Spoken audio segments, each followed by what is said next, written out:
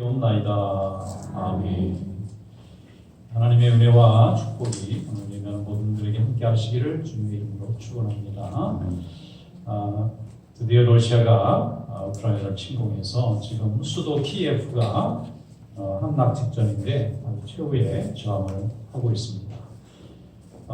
러시아가 조금 경제적으로 회복이 되니까 다시 과거의 소비에트 연방으로 돌아가고 싶은 마음이 드는 모양입니다. 사람이 힘이 약할 때는 겸손해지는데 이 힘이 좀 생기면 이 선하지 않을 경우 약한 권세가 되기가 쉽습니다.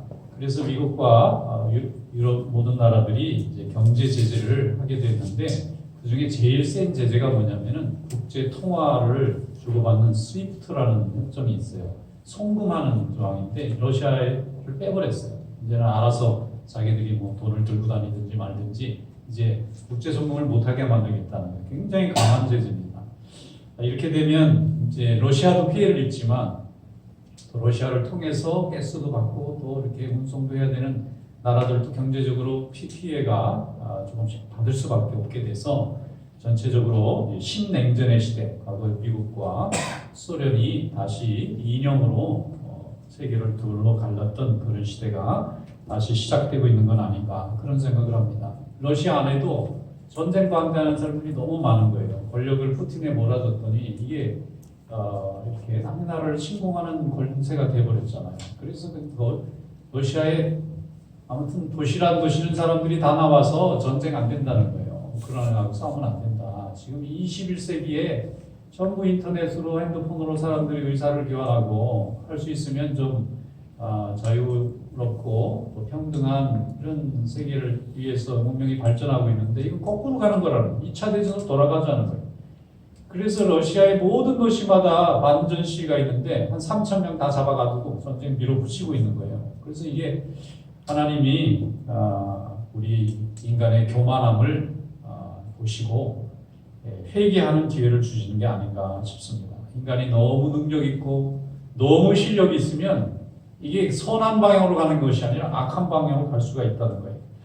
하지만 이미 세상은 하나님이 주신 자유를 경험하고 또 평화를 경험했기 때문에 이제 모든 이들이 평화를 위해서 얼마나 우리가 노력하고 또 수고해야 되는지를 깨닫게 되는 기회가 됐다고 생각합니다. 지금 우크라이나 저항이 굉장히 예상보다 강해서 사흘이면 점령할 줄 알았는데 닷새가 돼도 아직 점령을 못하고 있어요. 또 우크라이나 사람들은 상당히 용감하더라고요. 생각보다. 전 여자들이고 할머니고 애들이고 다 자기 나라는 자기네가 지키겠다는 거예요. 그리고 지금 전 세계가 다 들여다보잖아요. 옛날에는 어디 전쟁 나면 다른 데는 보기가 힘들어요. 근데 지금은 전부 인터넷이나 이런 게 발달을 하다 보니까 모든 나라들이 다 들여다보는 거예요. 이런 시대에 전쟁을 일으키는 나라도 있다는 게 참 놀라울 정도인데 하나님이 이런 기회를 통해서 온 세계 사람들 마음속에 평화가 얼마나 소중한지 또 이 자유가 얼마나 소중한지를 깨우치고 또 더욱 갈망하는 기회로 만드시는 게 아닌가 그런 생각을 합니다. 우리가 더 열심히 우크라이나를 위해서 또 이 자유와 평화를 위해서 열심히 기도하는 기회가 되기를 축원합니다. 구약의 출애굽기에도 보면은 하나님께서 어두운 역사 가운데에서 항상 희망의 씨앗을 심고 계시는 분이라는 것을 잘 가르쳐 줍니다. 세상이 어둡고 역사가 어둡고 악이 승리하는 것 같은 그런 시대일수록 하나님은 이 세상의 하나님의 백성들에게 희망이라는 씨앗을 심어요. 씨앗이라는 건 아직 시작된 게 아닙니다. 그러나 씨앗이 시작되면 그때부터 서서히 싹이 나고 나무까지 발전할 수 있는 거예요. 오늘 하나님 주신 말씀을 우리가 함께 읽으면서 하나님의 말씀을 통해 위로받기를 축원합니다. 출애굽기 2장 1절부터 6절 말씀 다 같이 우리 함께 한 목소리로 읽겠습니다.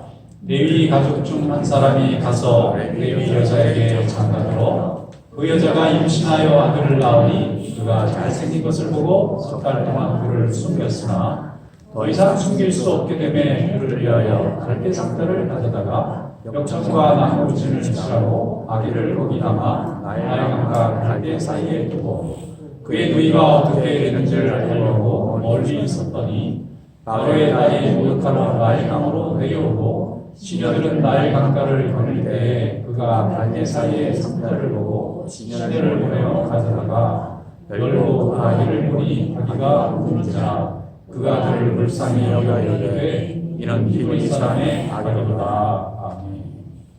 여러분, 사람이 결혼해서 아기를 낳으면 굉장히 축복받는 일입니다. 좋은 일이잖아요. 그런데 아기를 낳으면 불행한 시대였어요. 특히 아들을 낳으면 죽여야 되는 시대였어요. 죽이지 않으면 부모들이 죽임을 당하는 무서운 권력의 시대였습니다. 바로가 악에게 쓰임받아서 악한 권세가 됐어요.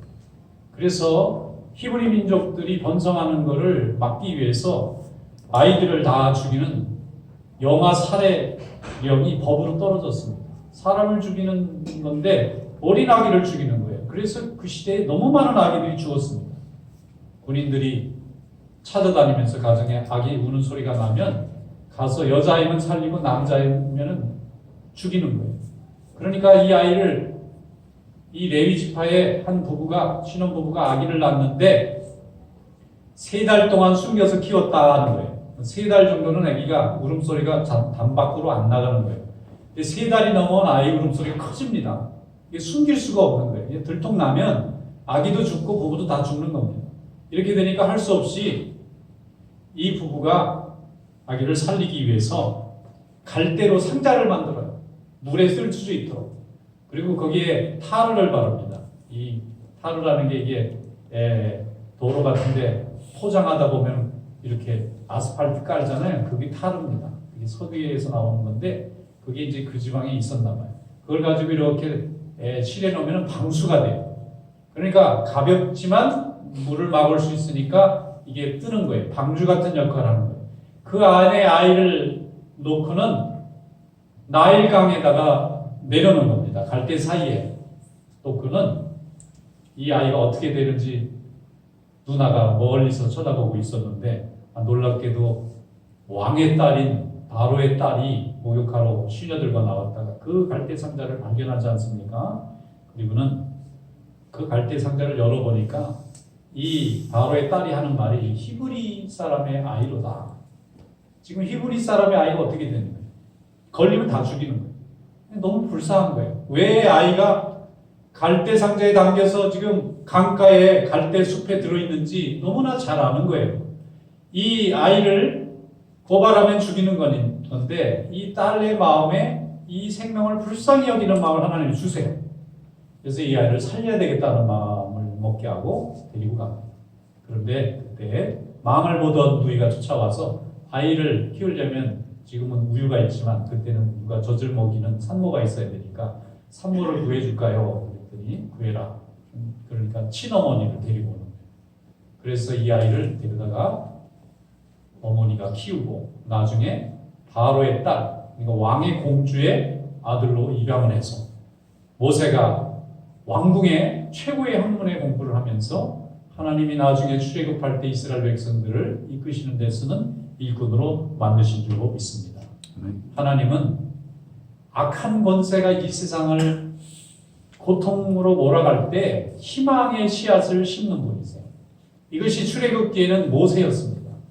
모세는 그저 버려질 수밖에 없고 죽일 수밖에 없는, 부모도 키울 수도 없고 키우면 죽을 수밖에 없는 이런 운명에 있는 아기였는데 하나님이 이 아기를 바로의 공주의 손에서 보호받고 자라날 수 있도록 만드셨다는 것은 하나님이 역사하신 것입니다. 그래서 우리는 하나님께서는 어려움과 고통 중에서 인간이 연약하면 연약할수록 우리에게 하나님이 희망의 씨앗을 심어주시는 그런 선하고 복된 하나님이신 줄로 믿습니다. 나중에 이스라엘 백성들이 출애굽하러 나갈 때 하나님이 모세를 사용하셨잖아요. 이스라엘 백성들을 아주 멸절시키려고 애굽의 백성들이 노력을 할 때 하나님은 이스라엘 백성들이 더 이상 이 애굽에서 살 수 없다는 것을 아시고 이 백성들을 애굽에서 꺼내서 새로운 약속의 땅으로 인도하시기 위해서 준비를 하신 거예요. 이 준비가 벌써 80년 전부터 시작되고 있는 겁니다. 1, 2년 전에 시작되는 게 아닙니다.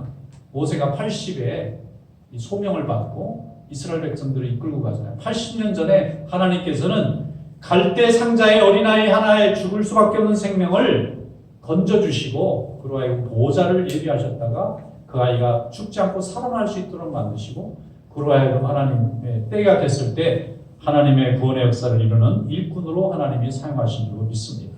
그러므로 우리 성도들은 어두운 역사, 위험한 상황 속에서도 첫째는 꿈을 포기해서는 안 되고 둘째는 낙심해서는 안 되고 셋째는 하나님이 우리에게 주신 사명인 희망의 씨앗을 날마다 우리의 삶 가운데 심는 일을 그쳐서는 안 될 줄로 믿습니다. 세상이 위험하다고 다 포기하면 안 되고 좀 중지하면 안 됩니다. 더 열심히 하던 일을 잘 감당해야 됩니다. 우리 하나님의 자녀에게는 생명의 축복을 하나님이 주셨습니다. 육신의 생명도 주셨지만 영적인 생명도 주셨어요. 그래서 우리는 믿음을 가지고 항상 감사한 마음으로 주님 앞에 나와서 열심히 우리의 삶을 살아가야 됩니다. 또 회개함으로 인해서 날마다 주님 앞에 영광 돌리는 삶을 살아야 할 줄로 믿습니다. 그래서 집에서는 감사하고 교회에서는 찬양하는 것입니다.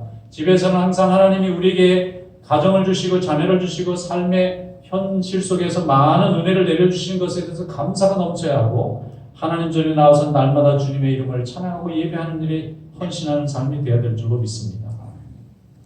모세의 부모는 왕명으로 아들을 죽이라는 법을 알고도 아이를 죽일 수가 없는 거예요. 왜냐하면 이것은 하나님의 명령입니다.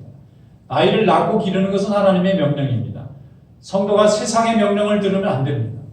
세상의 명령은 우리에게 선한 것을 주지 않습니다.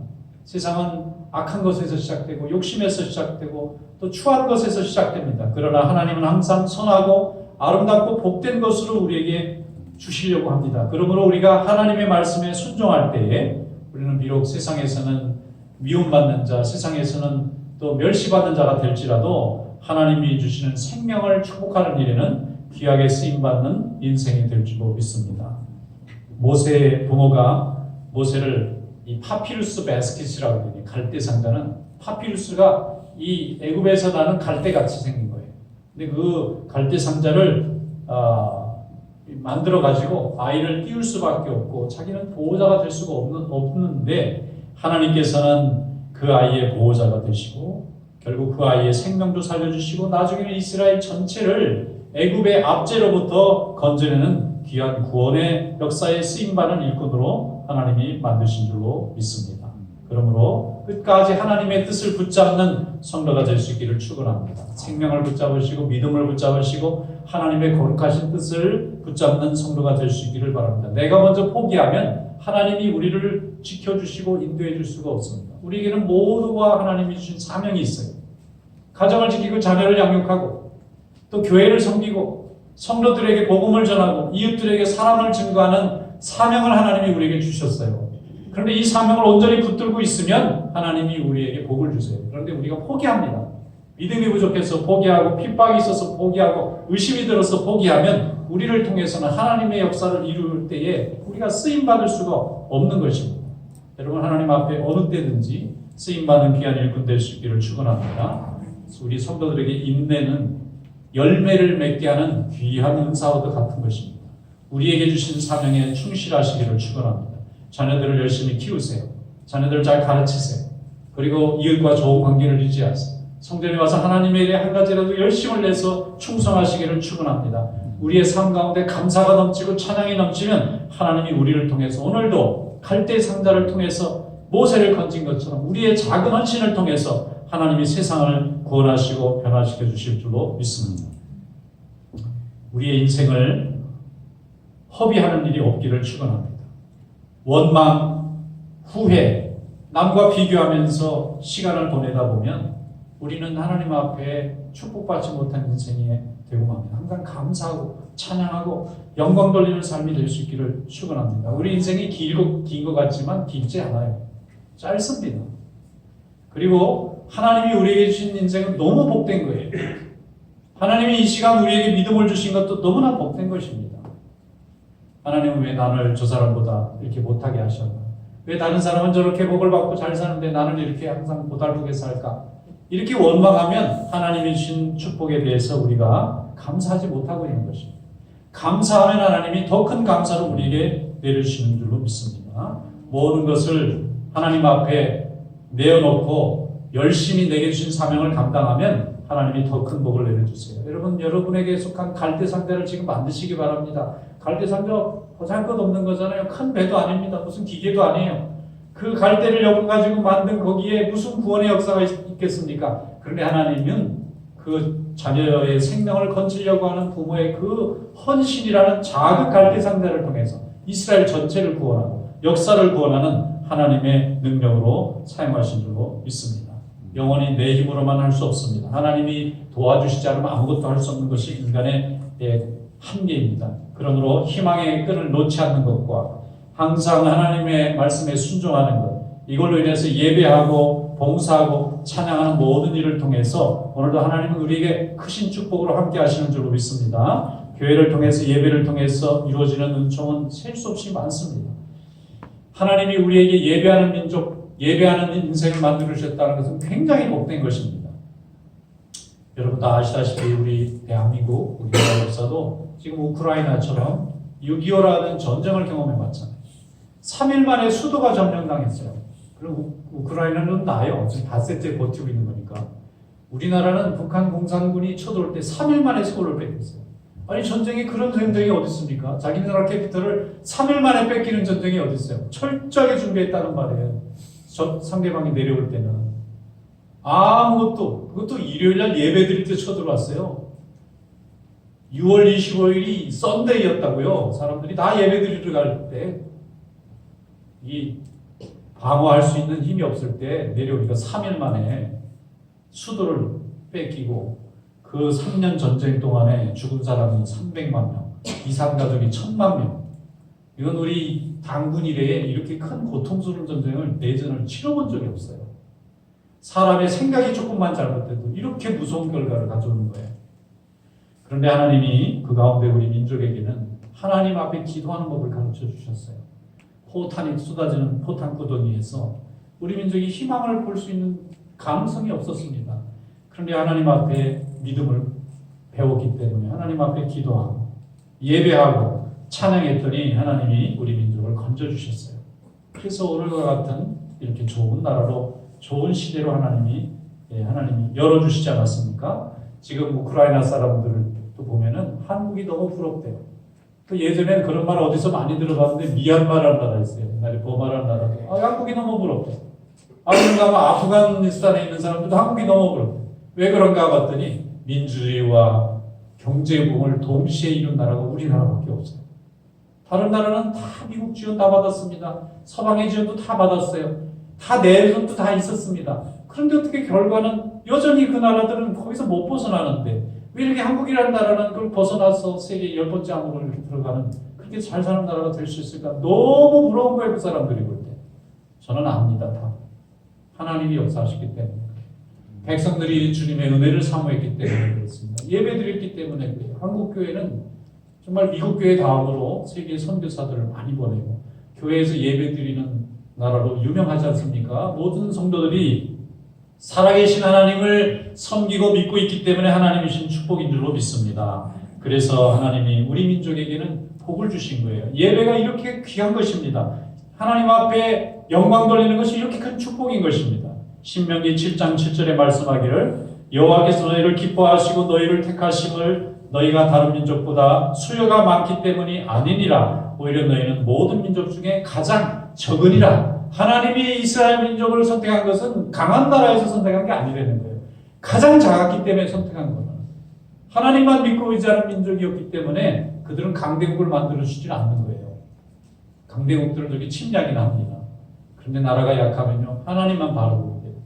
누구든지 인간적으로 세상적으로 성공하면 하나님께 쓰임받기 참 어렵습니다. 그러나 고난이 많고 어려움이 많으면 하나님을 의지하게 되는 거예요. 그래서 우리가 실패가 아니고 하나님 앞에 믿음으로는 더 앞서게 되는 그런 축복의 자리가 될 수도 있는 것입니다.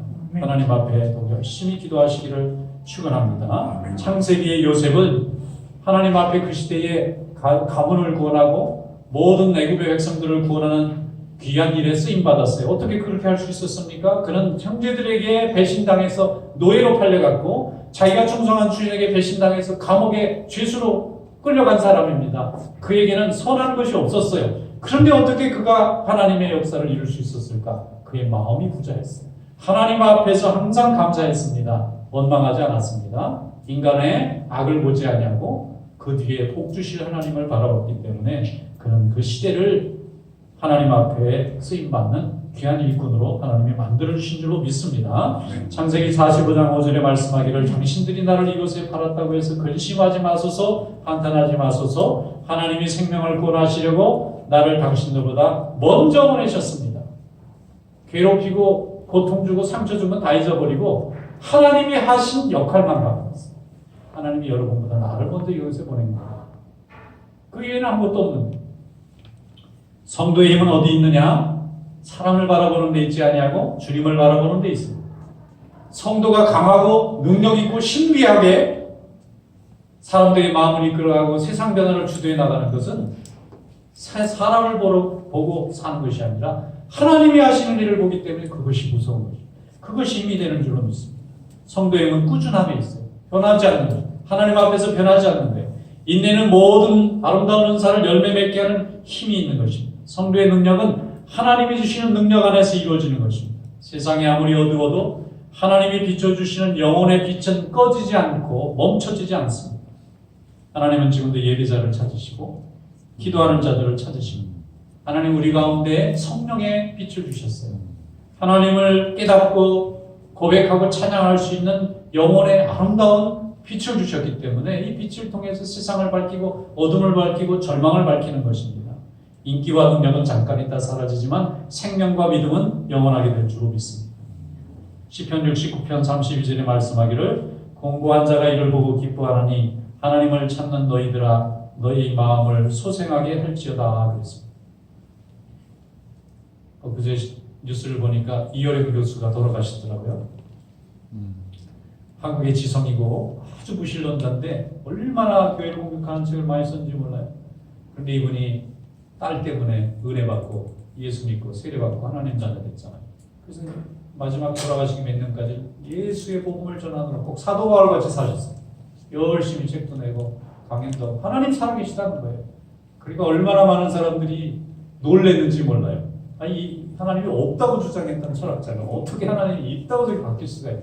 근데 이분이 마지막에 남긴 말이 그거예요. 자기는 이제 암으로 이분도 돌아가셨는데 그분이 하는 얘기예요. 인터뷰에서 아마 이것이 나의 마지막 인터뷰가 될 것 같은데 제가 암이라는데 오래 못 삽니다. 저도 딸들처럼 암으로 이제 같이 하나님 나라 갈 것 같은데 그런데 제가 느낀 게 있습니다. 하면서 하는 얘기가 뭐냐면 죽음을 준비하면서 생명의 신비를 배운다. 멋있는 사람들은 말도 참 멋있게 하시는 죽음을 준비하면서 생명의 신비를 배운다는 거예요. 생명은 하나님이 주시는 거라는 거예요. 느끼고 깨닫고 죽음이 무섭고 두려운 것이 아니라 천국의 하나님께서 주시는 본향을 향한다는 것을 생각하니까 감사하고 편안하다는 거예요. 편안하게 한 천국에 가지 않습니까? 하나님이 함께 하시는 은혜를 경험하는 자에게는 죽음도 전쟁도 어떤 핍박도 절망도 우리를 이길 수가 없습니다. 하나님이 여러분과 함께 하시는 줄로 믿습니다. 요한복음 14장 27절에 말씀합니다. 평안을 너희에게 끼치노니 곧 나의 평안을 너희에게 주노라. 나의 평안은 세상이 주는 것과 같지 아니하니라.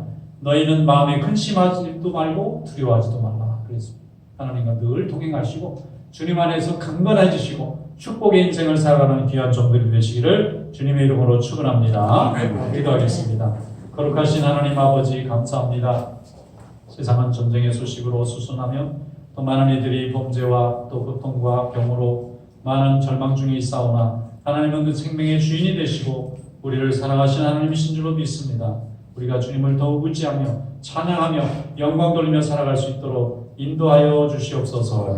예수님의 이름으로 감사하며 기도드리옵나이다. 아멘.